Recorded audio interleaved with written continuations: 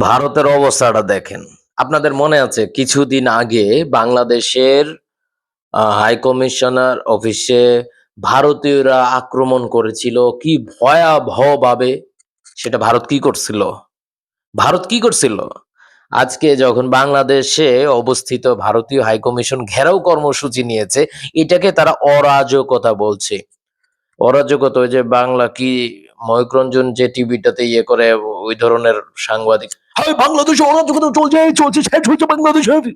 বাঞ্চোতগুলার মাথা নষ্ট হয়ে গেছে পুরা। তো তোমাদের ওখানে যখন অরাজকতা চলে সেটাকে তুমি অরাজকতা দেখো না। আর যখন বাংলাদেশে অরাজকতা চলে এটাকে তুমি অরাজকতা বলছো। তো তোমার সাংবাদিকতার ভিতরে তো আর সাংবাদিকতা নাই। তোমরা হচ্ছে সাংঘাতিকতা করছো।